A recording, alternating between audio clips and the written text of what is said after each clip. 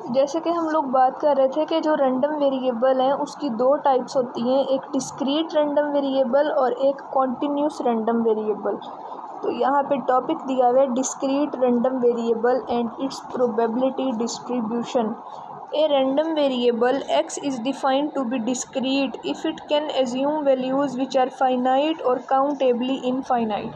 वो कहते हैं कि जो डिस्क्रीट रैंडम वेरिएबल होता है वो फाइनाइट भी हो सकता है, ऐसी वैल्यूज़ लेता है जो फाइनाइट भी हो सकती हैं या इनफाइनाइट भी हो सकती हैं। अगर वो फाइनाइट होगा तो हम उसको ऐसे लिखेंगे x1 x2 सोन xn। अगर वो इनफाइनाइट होगा तो हम उसको ऐसे लिखेंगे x1 x2 सोन xn फिर सोन, क्योंकि वो इनफाइनाइट है इस वजह से। उसके बाद यहाँ पे लिखा हुआ है the number of heads obtained in coin tossing experiment. ये इसकी एग्ज़ाम्पल है एक, कि जब हम क्वीन को टॉस करते हैं तो उसमें हेड्स जो हैं वो 1 आता है, 2 आता है या 0 आते हैं या 3 आते हैं। वो कभी भी 1.5 1.3 1.5 2.5 इस तरह नहीं आते कि क्वीन टॉस करेंगे तो आप पॉइंट में हेड आएंगे। ये डिस्क्रीट रैंडम वेरिएबल की एग्ज़ाम्पल है।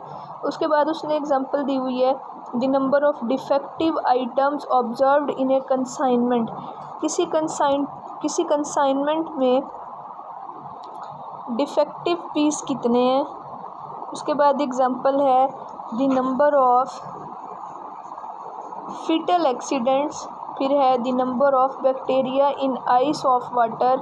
ये सारी की सारी डिस्क्रीट रैंडम वेरिएबल की एग्ज़ाम्पल्स हैं, क्योंकि इनमें पॉइंट्स में नहीं आते, ये 1.5 2.5 2.25 इस तरीके से नहीं आती, ये चीज़ें एज ए होल होती हैं। फिर उसने आपको बताया हुआ है कि जो डिस्क्रीट रैंडम वेरिएबल होता है अगर हमने उसकी प्रोबेबिलिटी फाइंड करनी हो या फिर उसका डिस्ट्रीब्यूशन फंक्शन लिखना हो तो उसको हम ऐसे लिखते हैं कि capital F of X equal है सुमेशन एफ ऑफ एक्स के। उसके बाद उसने एक बात आपने और याद रखनी है कि जो प्रोबेबिलिटी होती है वो कभी भी माइनस में नहीं आती, कभी भी 0 से छोटी नहीं होती। 0 से छोटे होने का मतलब है माइनस में आना, और कभी भी 1 से बड़ी नहीं होती, ग्रेटर देन 1 नहीं आती कभी भी।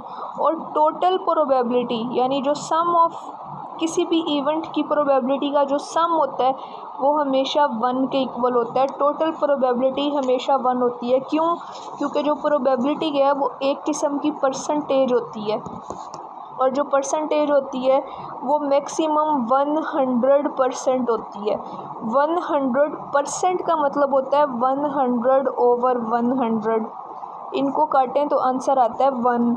इसका मतलब है कि जो टोटल प्रोबेबिलिटी होती है मैक्सिमम प्रोबेबिलिटी 1 हो सकती है, 1 से ज़्यादा नहीं आती, और टोटल प्रोबेबिलिटी हमेशा 1 होती है। ये बात उसने आपको यहाँ पे बताई हुई है ये कि sum of F of X equal होता है 1 के।